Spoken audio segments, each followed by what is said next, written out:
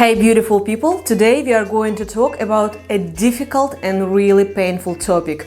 Should you forgive someone who cheated on you? I want to warn everyone who has very extreme points of view, kind of like dump him, you can find better, or someone who is all about light, forgiveness and butterflies. No, today we are not going to take sides. Today we are going to talk about realistic perspectives, and hopefully this video will help you wrap your head around this question and make a decision that is right specifically for you. I am Darina and I'm doing my psychology postgrad in Australia. Let's get started. Firstly, we have to understand that no two situations are alike. What is considered cheating for one person might not be a big deal for another.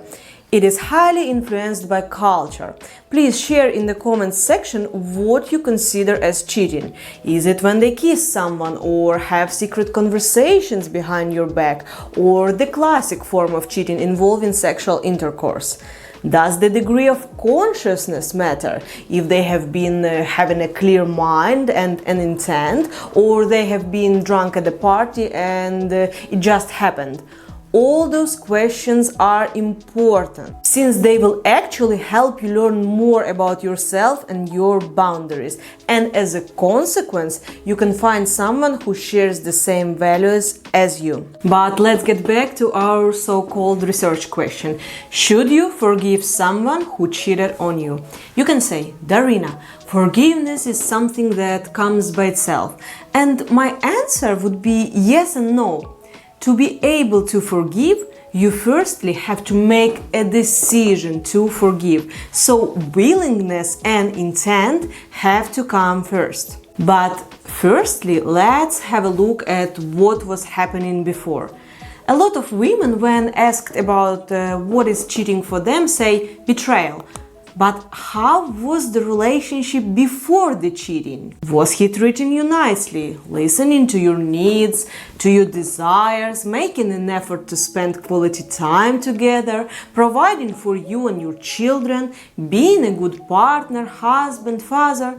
Why is the act of sexual intercourse on the side considered as betrayal when none of the previously mentioned attributes of a healthy relationship were present? Wasn't that also a betrayal? Why am I mentioning all of this? The act of cheating should not be looked at as an isolated event that exists in a vacuum, in emptiness.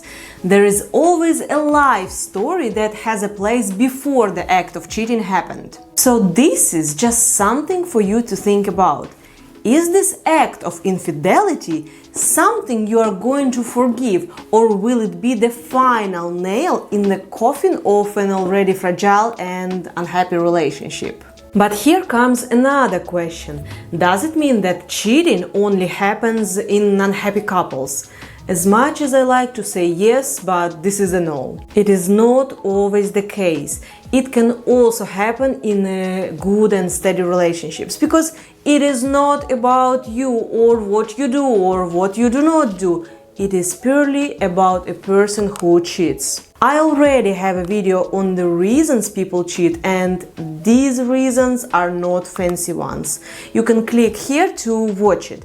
But cheating can also happen when a person is not inherently bad, but because they have their own crisis. For example, they might feel that life is passing them by and they want to remember the feeling of freedom from when they were young, or the lack of adventure in life they experience at the moment, or their self-esteem has been affected by certain events and best thing they could think of was just going and having sex somewhere else to get this immediate validation. But here is the important thing I want you to take on board.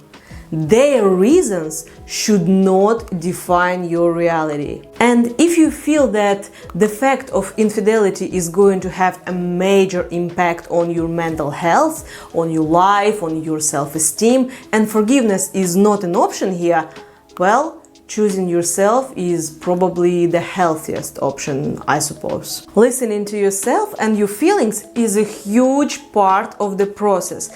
That's why I'm begging you to avoid someone who is putting pressure on you and trying to drag you to one side or the other. Friends, parents, whatever they say, it is their story that they are trying to project onto you. It is their fears, it is their experience that has nothing to do with your life. So listen to yourself. When it comes to making a decision to forgive or not to forgive, you have to imagine a compass in your head with an arrow, with north and south, which will indicate yes and no for you on this compass. And you have to close your eyes and pose a question. Would I be able to genuinely forgive my partner?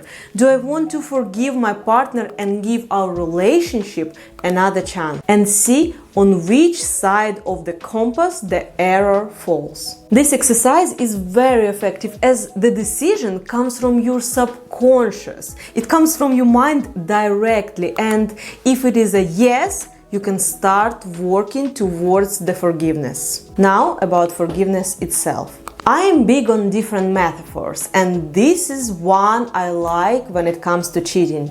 The one who bites is the one who heals.